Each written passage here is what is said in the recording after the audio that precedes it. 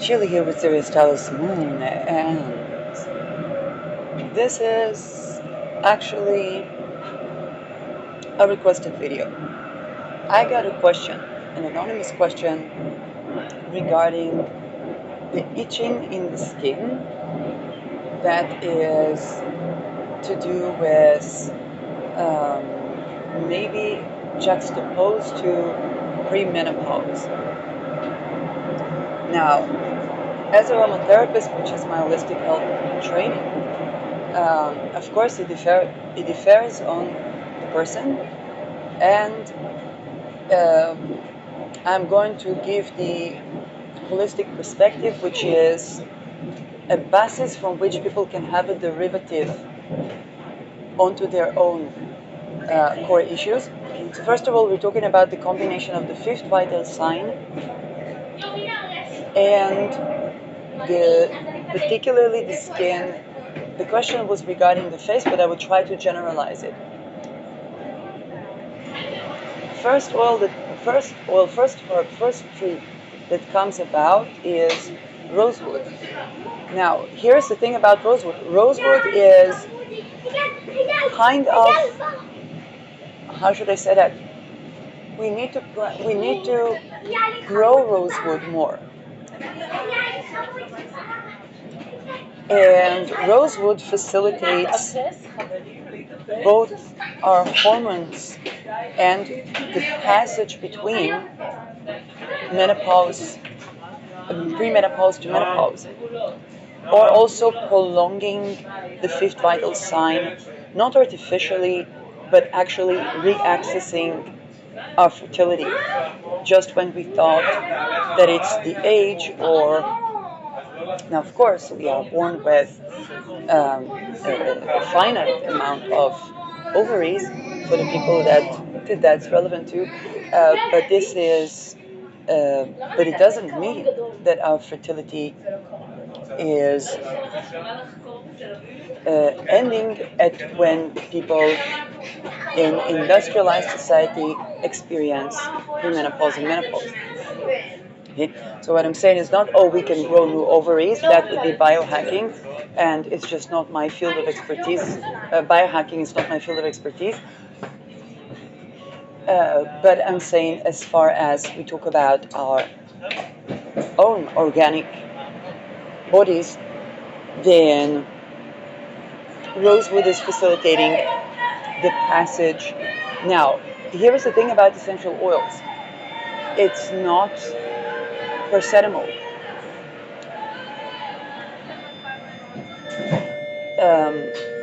When we talk about plant teachers, basically it's a part of an ecosystem.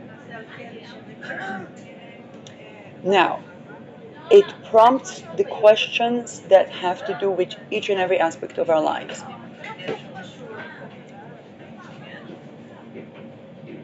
The skin is the structure.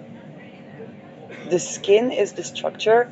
It's supposed to be the structure between our inner state and the world outside, but it's also porous. It's intentionally porous. We're not meant to not interact with the world outside. And sandalwood is immediately another oil that comes about. So if you are the person that asked me this question, and you're watching this, then also sandalwood, which I didn't mention, because sandalwood tends to, I'm talking about Australian sandalwood, tends to exactly that notion of an environment that is nourishing for our skin. Is our environment nourishing for who we are? So rosewood and sandalwood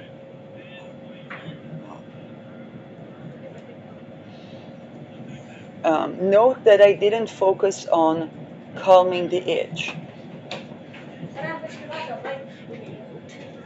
Note that I didn't focus on making the skin less reddish. Note that I didn't focus on deciding where menopause or premenopause is.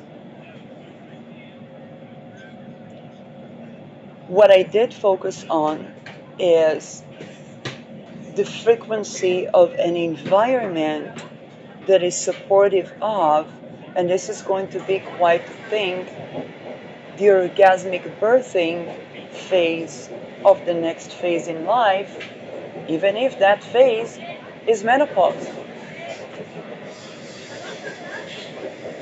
Now, I'm inspired by people like Efrat Wolfson that talked about menopause as an age where we should not um, think about decay, but rather an age where we can still bloom and still have pleasure, and even more so than before.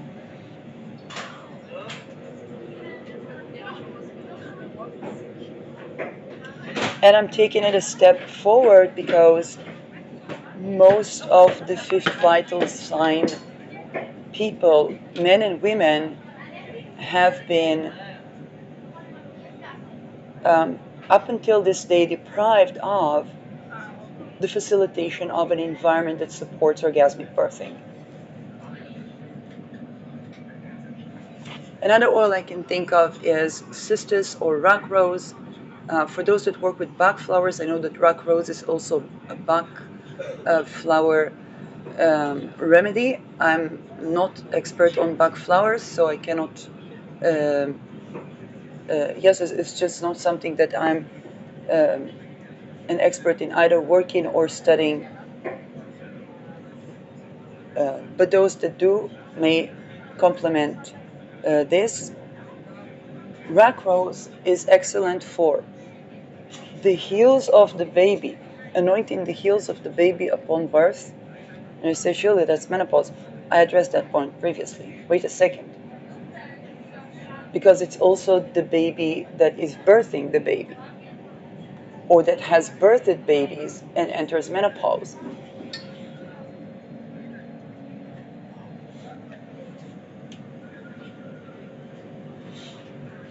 Um, you say, would you say that for people that are not, that don't have a womb and never had a womb? Yeah, they were also babies. Um, for example, if we want to treat a baby in aromatherapy, we treat the parent. That's the environment of the baby, that's the upbringing. Um,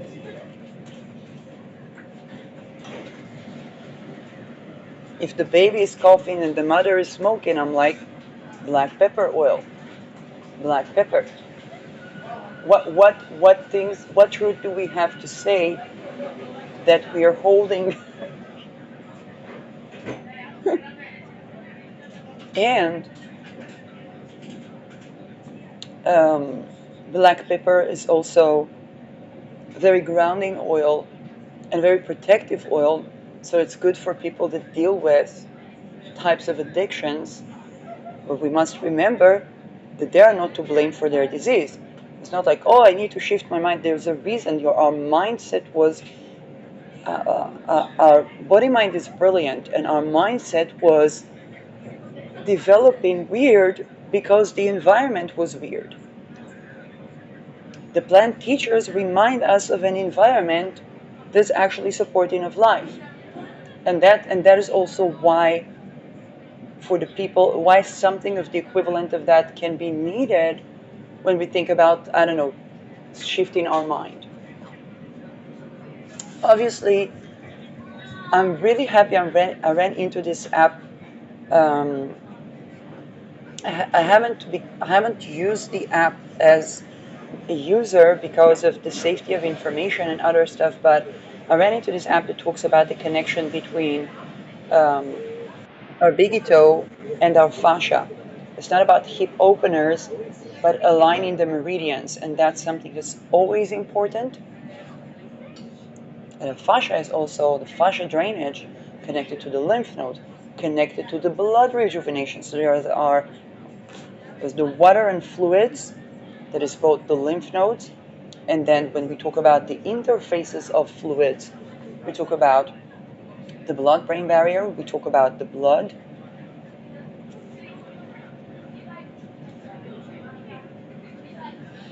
the bone structures of our feet tell us a lot about the thyroid, and then we already access interventions, points of interventions in hormone regulation. I'm not expert on fascia drainage exercises, as I want to emphasize. There are the things that I have a certification, and there are the things, even within what I have a certification, there's still the patient.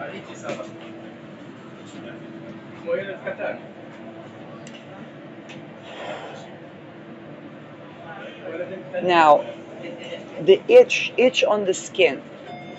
Again, we look at the place where the itch is. It might be associated with a particular meridian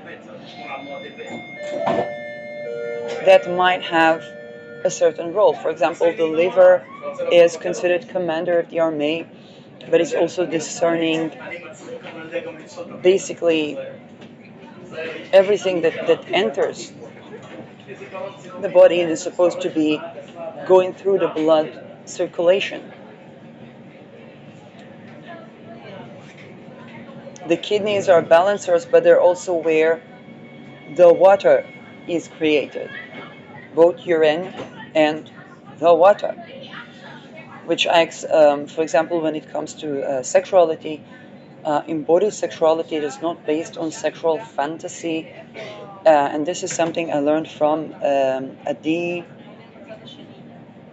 Bellas, that she was talking about. Sexuality is not fantasy imbued, but embodied.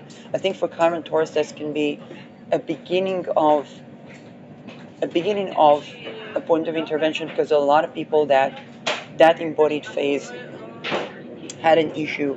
And I think we're probably going to have a lot of discoveries regarding that. Talking about the pre-verbal stage, or the infant stage, where the infant was supposed to be at restful state. Having Chiron there, that's pretty much the Chiron Taurus, and the senses, or the stuff the child with the infant is beginning to put things in their mouth and explore things with the senses. That's where the Chiron Taurus is right now transiting. So another issue is the organ of the body itself. So, for example, our hands can have to do with creativity.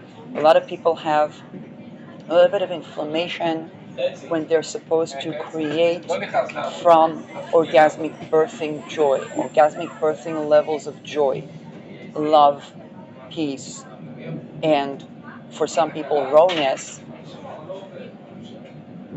And why am I accentuating that? Because it's not the purgatory phase in as much as the birthing phase that I'm accentuating. I'm not saying that the purgatory phase is not needed. And then, of course, the purgatory phase needs to honor our own boundaries, so that we exit the teeter-totter. Face, for example, can literally be our face, our I am, our identity, being able to be who we are.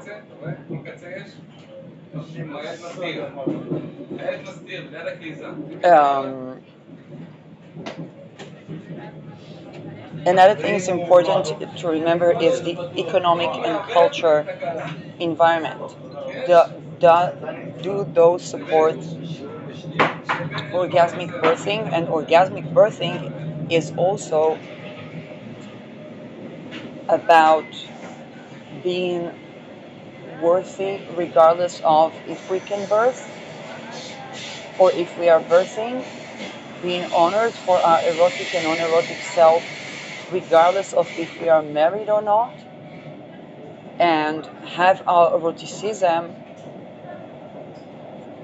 um, basically honoring of ourselves regardless of the observation.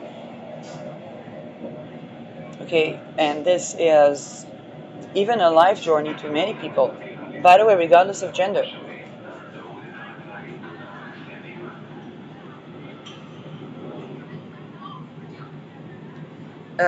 And this is why this thinking, this concept is fit also for menopause. It's fit for any transitions in life, recovery from traumas, but recovery from traumas is also taking action on the orgasmic birthing woman. Think about a woman protecting her children.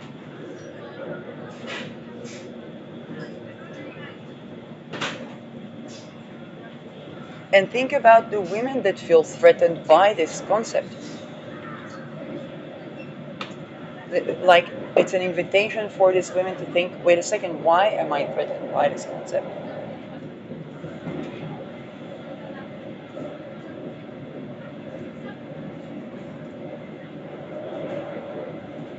What dictates whether a woman will be able to take good care of her infant child or not is the levels of energy, and that's the fifth vital sign, but it's behind the blood, behind the fascia, behind the placenta, behind those transitions, even in menopause, because it's not about the decay of the flower. And a lot of women that go through menopause uh, describe a spiritual boom or an increased awareness of.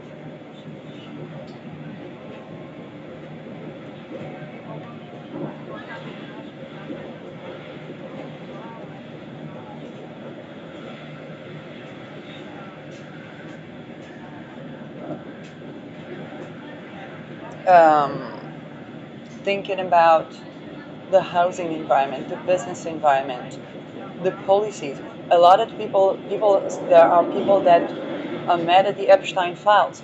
Those people weren't born in orgasmic birthing. We say, but surely most of humanity wasn't. That's exactly what was the match.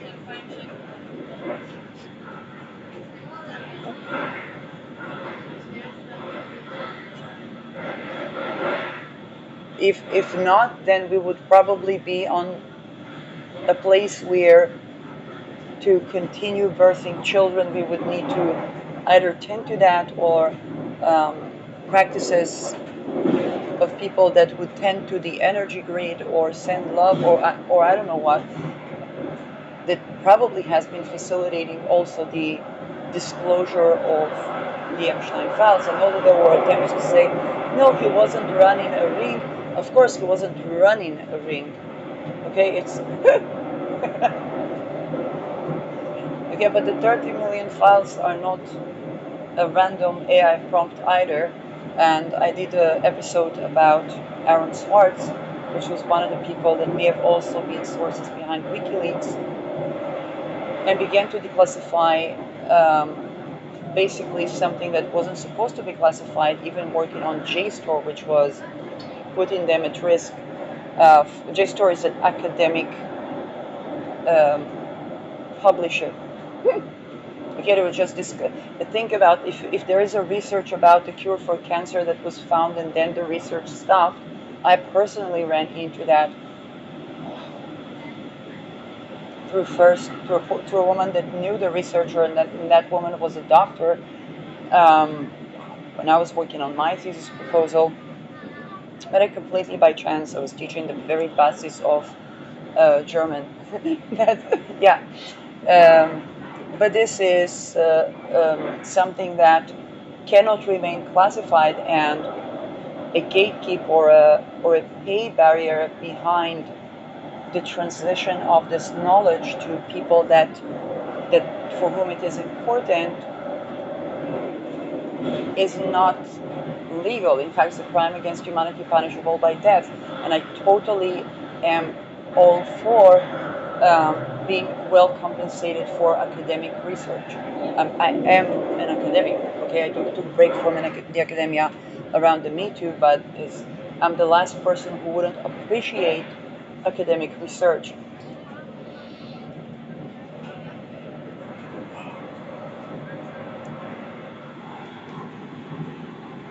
You say, how did I get to crime against you? It's preventing cure for cancer when there is a cure for cancer. There are many cures for cancer. Of course, the topic of cancer has a lot to do with the soil, orgasmic birthing, the care, and upon any transition or life transition, menopause is just a study case, then those changes come about, and it sounds kind of weird that we would think about orgasmic birthing prep as birthing our menopause phase or our. But isn't that a shift in thinking? When we think about growing longevity, not growing old, but growing longevity, enjoying the years more and more as we grow, then catching up with what wasn't there or was not completely there is a part of that. I'm 42. I don't have children. I don't know if I will have children. Until this year, I had no idea that being loved, honored, appreciated, having my fascia aligned, and prepared for orgasmic birthing could be the question between being able to even maybe grow children. I never thought that I could grow children or that I could have the energy to take care of children, let alone the finances and so on. Now, I don't know if I'm able to have children, and definitely I understand what the world needs to change to even remove the C factor regarding that question. So what I'm not prompting is delving into babies making, for those that listen, not as a menopause issue, delving into baby making when we're not ready, or where we um, or when the world hasn't changed yet to accommodate for life. This is what I'm not pushing people to.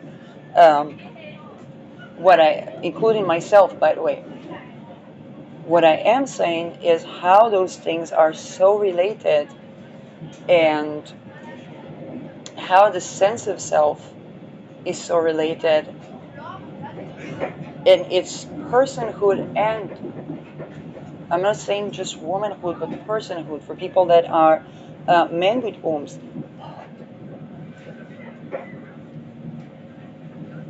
That's something that only they can um, assess or think about. It's also prompting the question regarding, um, if it's supported by, if it's originating in birth or if it's supported by hormones. Um,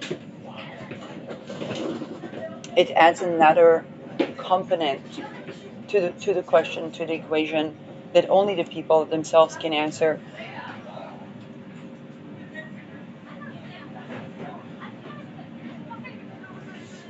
Well, we have to take into account that certain the regaining that sovereignty is also negating the timelines where people weren't born in orgasmic birthing, whether it's the people in the Epstein files or the people that have been affected by the Epstein files outside of being Epstein affiliated.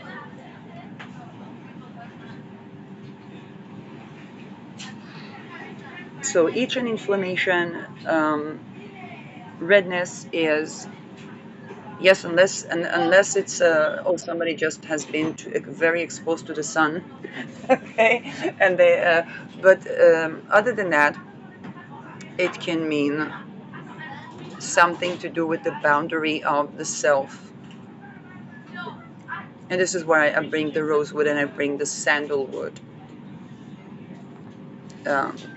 The cistus is also about breaking glass ceilings and can facilitate the actual changes. None of them is a miracle cure in the sense that we are connecting with the frequency and then it's about either taking action or tending to or manifesting or creating the world that does support life, that does support the I am.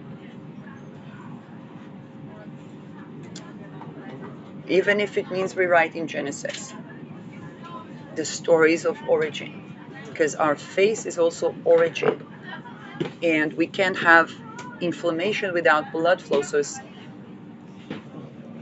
does our bloodline, heritage stories, origin stories support our I am?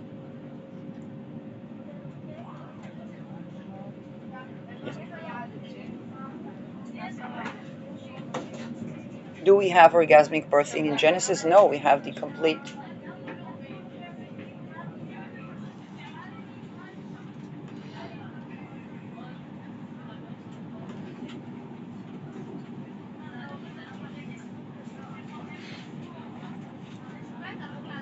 Um, One of the things that comes up, for example, I'll take an example of Judaic tradition. Jews have normalized being persecuted rather than tending to the issues that in the world that cause people to be persecuted.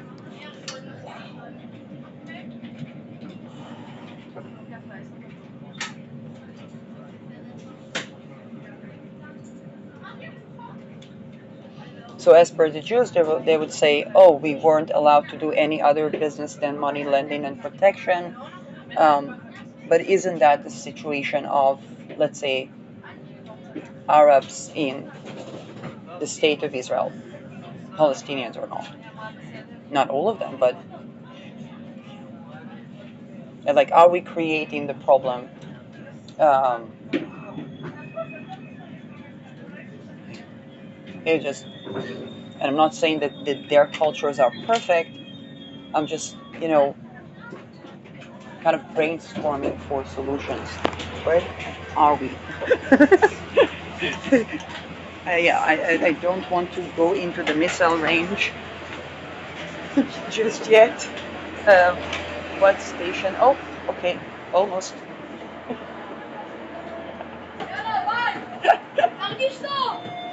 um,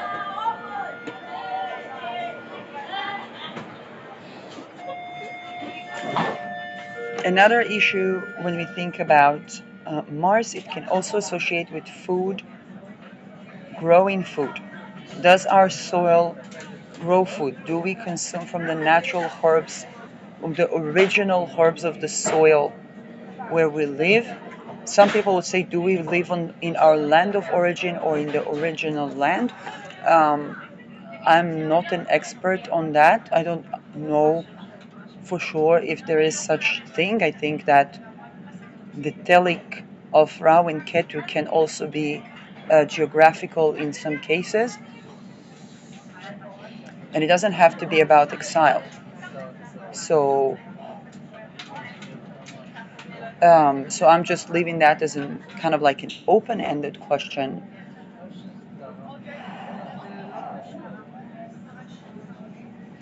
Uh, Inflammation is also ruled by Mars, and we have to look at the genitals.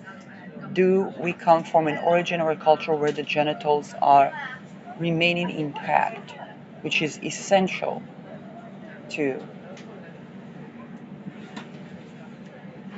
I know that there was a lot of, for example, people talking about orgasmic birthing in Judaism, and they tried to make some sort of an artificial way to connect the circumcision spiritually, which comes out A, as per the Jews, pagan, and B, um, I do think that we need to ask for more for ourselves, not less. So I'm not judging the people that had to, let's say, make a living or support their families, but it's also about, um, you know, essentially we don't want our sovereignty to be eroded, and particularly when it's challenged, then we need to ask for more. We need to assert ourselves more, not less.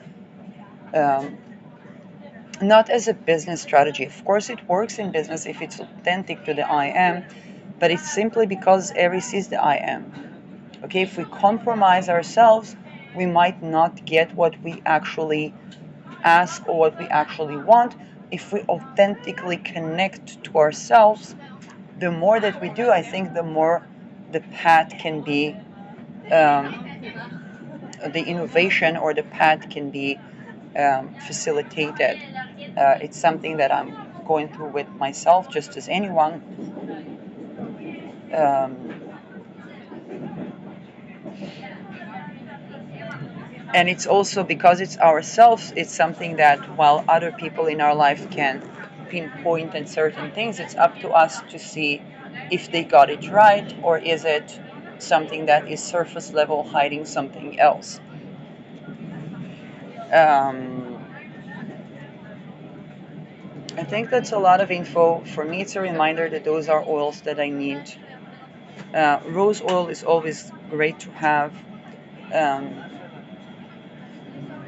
Jasmine came up, but I'm not sure.